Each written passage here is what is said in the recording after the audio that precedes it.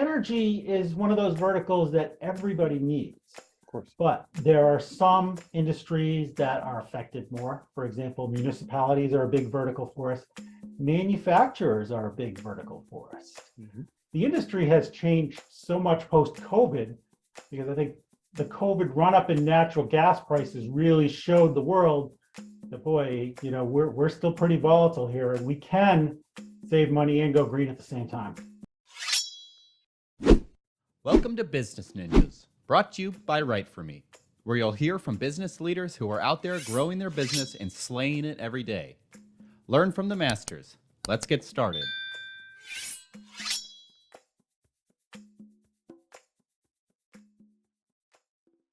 Hi, and welcome to another episode of Business Ninjas. I'm here today with Dileep Prabhakar, Regional Sales Director of Freedom Energy Logistics. How you doing today, Dileep? Great, Andrew. Excited to be here. Thanks for having me. Oh, it's my pleasure. Thanks for spending some time with us on Business Ninjas. Please tell us about yourself and about Freedom Energy Logistics. Sure. So, Andrew, I've been in energy pretty much my whole career. I got my start in college. I'm an electrical engineer. I've worked on nuclear plants. I've worked in the HVAC industry. And then I had some technical roles on the supplier side and the supply side of the industry. But I realized that my true passion was dealing with the end users and dealing with end customers. So now I'm more on the business development side in the energy sector. And boy, I've been in it for so long. I've seen so many changes. The industry looks nothing like when I started, I can tell you that. And tell us a little bit about what Freedom Energy Logistics does. So where Freedom Energy Logistics comes in is we are helping our clients that are frustrated and anxious with everything they've seen happen in energy the last few years, whether it's COVID, inflation, the Ukraine war, which has greatly impacted prices, and internal pressures even to be sustainable and go more green. I've never seen volatility anything like this before in the industry, and I've been in the industry a long time.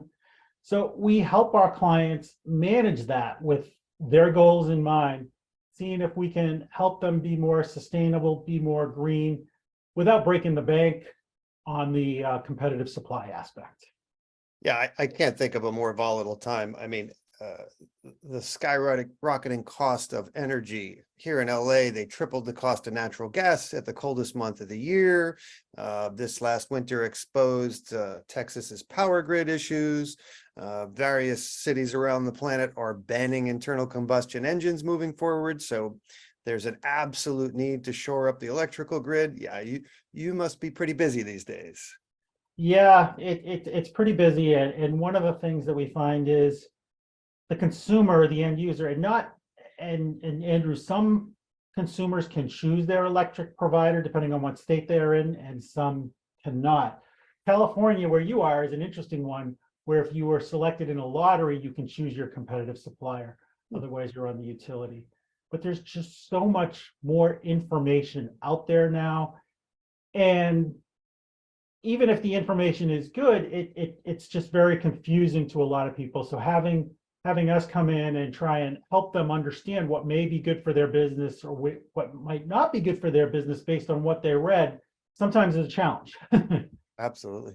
Well, to say that the modern era of misinformation is in full swing would be an understatement. So you have a lot of educating to do to people who are, hey, we had 4 years of someone saying that we need clean coal, right? Which is an interesting oxymoron that we're not going to go down that rabbit hole. So, what's the origin story of Freedom Energy Logistics? When did they start business? So Freedom Energy started in 2006. Our founding member, Gus Frometh,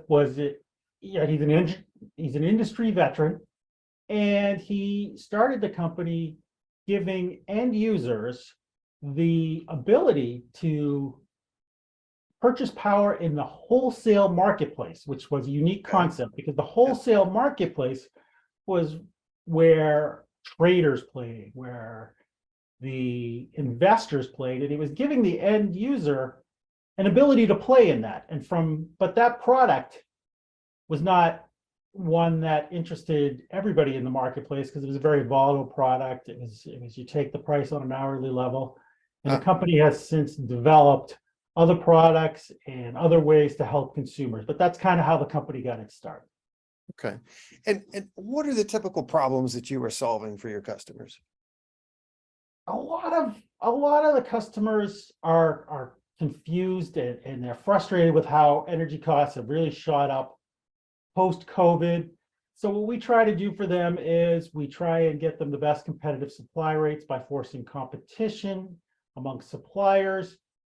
And if they have any ESG goals, which stands for environmental social governance, we help them along that way to meet investor goals and employee goals to make sure the companies are doing what they say they want to do to help the environment. And granted, it's not a one size fits all.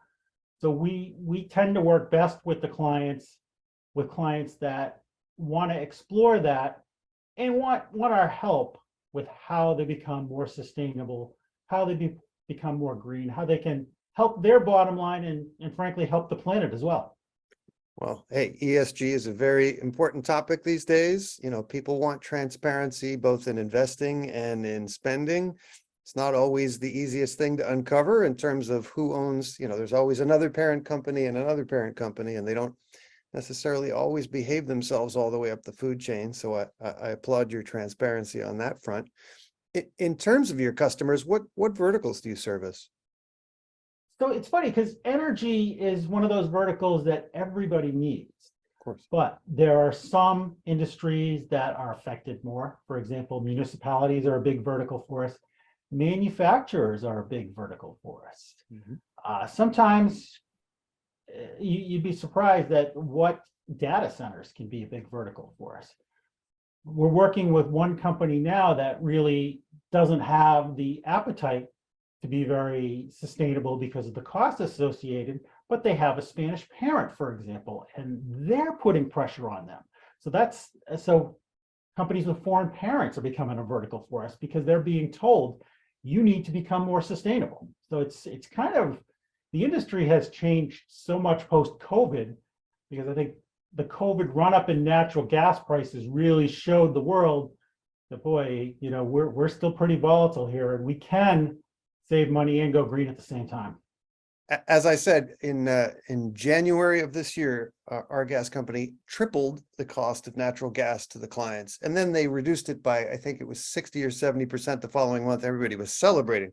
Well, wait a minute, now it's permanently higher than it's ever been, you know. Frankly, in 2023, I'm surprised when I drive down the road and I see a giant manufacturing plant whose roof is not covered in solar panels at this point. Like, I don't know why. You have an open space, you have an incredible need for energy.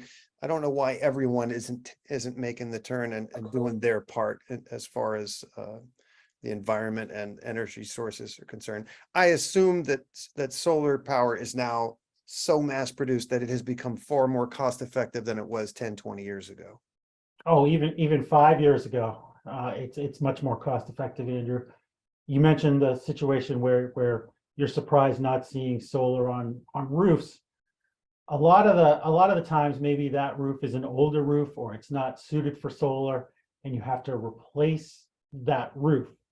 But there are other products coming along that will help these companies be sustainable, whether it's battery storage. These products are really helping customers be more sustainable, and it provides a little resiliency to the grid where maybe these customers can't use electricity, it can't have solar on their roofs. They may be able to put a battery in that would help them out. Okay. We're starting to see that a lot more. Just for my own knowledge, what has progressed faster? Is it the cells themselves and their means of capturing the sun, or is it the battery and storage end of it? What has progressed faster?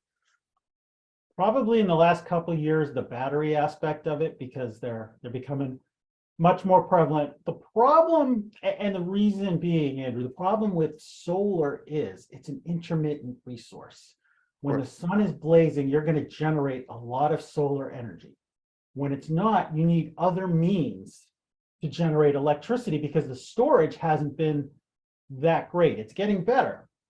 So the theory is with these batteries, you'll be able to, when the renewables, when wind is blowing, when the sun is shining, you'll be able to capture that surplus more and not have to turn on natural gas plants, not have to turn on coal plants to when the system is peaking and when those resources aren't available. Now, that's the theory behind electrification. You may have heard that term thrown around, where the goal is to have 100% renewables by, say, 2050. The reality of the situation is that you need a lot more of these batteries for these intermittent resources, and the grid needs to be upgraded everywhere in every part of the country, in every region pretty much, to support all these new interconnects. Because a solar plant, for example, can't generate the juice of a nuclear plant. You have to have more of them. You have to have them spread out, and you have to have the ability to interconnect to the grid. Now, Andrew, the big problem is to upgrade the grid to this level, it's going to cost trillions. And nobody wants to pay for that. It'll be paid for in all our electric rates. Yeah, well, obviously, state by state, there are different challenges. I mean, I'm fortunate to live in a state that has been very aggressive about renewable energy for a long time. You know, Yes. California has all sorts of tax incentives. We have lots of solar and wind power. We now have what turns out to be one of the largest lithium deposits on the planet, and the state is putting lots of tax incentives ahead of yielding all of that lithium to have domestic produced batteries and things like that. But again, there are states in the middle of this country that don't have the benefits of the sun and the wind the way we do, and a lot of them are still powered by coal. Now, are you guys a regional provider? Do you work nationwide? We work in all the deregulated states, correct, which is mostly on the East Coast. California, there are some opportunities to help with electricity. I believe every state suppliers, customers can choose their own natural gas supplier, but there's only about 25 to 30 states that electricity can be chosen. Yeah, I'm here in Los Angeles and I don't have options. I have one gas provider and one electricity provider here. You get what you get. Yeah. What are some of the challenges here in 2023 across your industry, and how is that impacting your customers? So the biggest challenge right now is climate change, and what do we do about it? From an electricity perspective, these storms are getting stronger. No one can dispute that. It's leading to more power outages. The power grid, mainly built in the 70s and 80s, is weakening anyway, and you couple that with increased storm power, you're just going to see more and more outages, which creates the need for more microgrids, more backup power. And how do you stop the planet from warming is another issue. And that's the big push for renewables. And there's no quick solution there. We're not going to be off fossil fuels tomorrow. We're not going to be off fossil fuels in 10 years, 15 years. It's going to have to be a gradual process, but it has to begin sometime. And I think that process was really accelerated by the post-COVID run-up in natural gas prices, causing people to panic and realize that, boy, not only are we killing the planet, it's not really as cost effective, these fuels, as they used to be. No, and hey, we're at a time where we were paying $6.50 a gallon for gas for a while here. We've leveled off around $5, as if that's a gift. So, most people tend to shop based on their wallet, not necessarily their conscience, but those two subjects are crossing paths at the same time now, right? Hybrids and electric cars are becoming more and more appealing to everyone for every reason: cost, environment. Even if it's just the almighty dollar that you're worried about, hey, your choice may have a positive impact on the environment anyway. So that's a good thing, I would think. That is a good thing, and that comes back to the power grid as well. You may recall, or you may have read last summer, I believe, in Texas, ERCOT, the Texas grid, asked people not to charge their electric cars during peak periods. That's something that we're going to have to get around if we're going to get to full electrification someday. And I think someday that's going to be the goal. It's just not going to be tomorrow. And I know a lot of people are expecting that, but there's just a lot of work and a lot of infrastructure to be built that needs to make that happen. Well, hey, you drive down a highway and you see objects kind of like the background behind you, those giant old school power towers holding lines, and you think, how long has that been there? What does it take to maintain it? How can that possibly still be state of the art in the 21st century? And the answer is, until somebody comes up with a solution that's cost effective, that doesn't cost trillions of dollars, you got what you got. And in certain states, it's just not taking care of business anymore.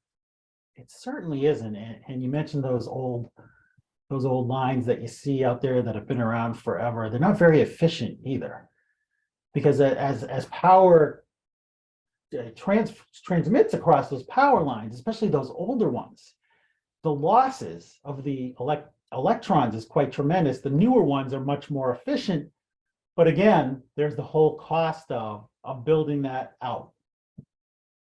Yeah, I mean, I know certain states like Florida, for instance, you don't see as many power lines because there the issues are hurricanes that come through. So you can't have the power lines. So they have different issues than we do here in Los Angeles, where we have a seismically active place and we don't want to put all the power lines in the ground. So I don't think there is one size fits all solution for the United States. We have issues in various places that are that varied.